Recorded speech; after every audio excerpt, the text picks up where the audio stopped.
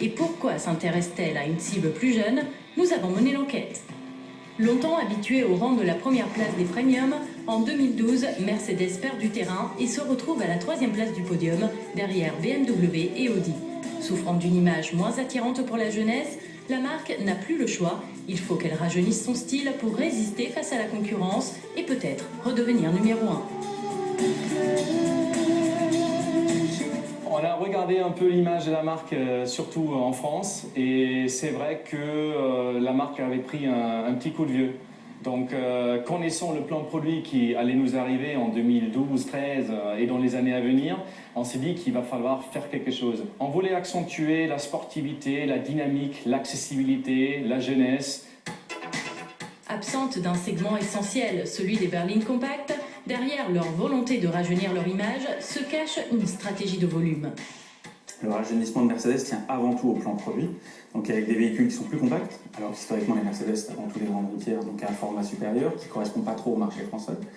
Après le design, on est sur des véhicules qui deviennent très sexy, ce n'était pas non plus la première force des Mercedes au fil du temps. Pour la classe A, nous avons rajeuni notre clientèle de 10 ans, et non seulement nous l'avons rajeuni, nous séduisons aussi beaucoup de clients d'autres marques. Nous avons un taux de conquête sur une classe A au-delà des 50%. Ça veut dire un client sur 2 vient d'une autre marque.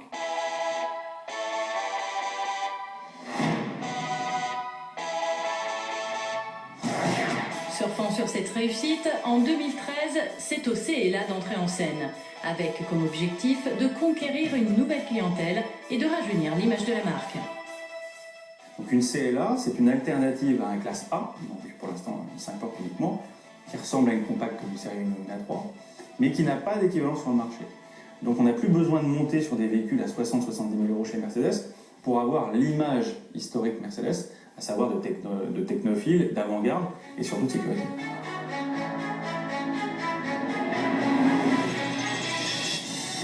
Après avoir redéfini le style, un changement au niveau de la communication s'avérait nécessaire. Mercedes a dû opérer un virage à 180 degrés pour conquérir la nouvelle génération. Alors la publicité effectivement qu'on a faite, qui est un film qui est effectivement très différent des films qui ont été faits par le passé, ou en tout cas dans les dernières années. D'abord c'est un film pour la marque et non pas sur un produit spécifique. C'est un film qui effectivement met en avant les sensations qu'on a quand on conduit une Mercedes, avec des sensations qui portent de la sportivité, qui ne sont effectivement pas ce qu'on essayait de dire auparavant.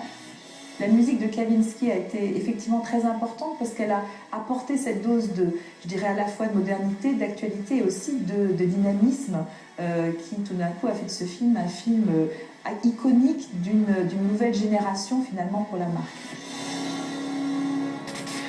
Pour intéresser une cible plus jeune, il faut être dans l'air du temps.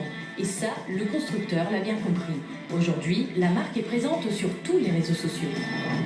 Aujourd'hui, c'est un client qui est entre, on va dire, 30 et 45 ans. Il attend qu'on soit présent dans les réseaux sociaux parce que c'est son outil de communication primeur. Donc, si vous n'y êtes pas, déjà, vous faites partie d'un monde qui ne participe pas à votre monde de consommation. Si vous n'êtes toujours pas convaincu que Mercedes peut aussi être tendance et jeune, sur le marché des sportives, l'offensive ne fait que commencer.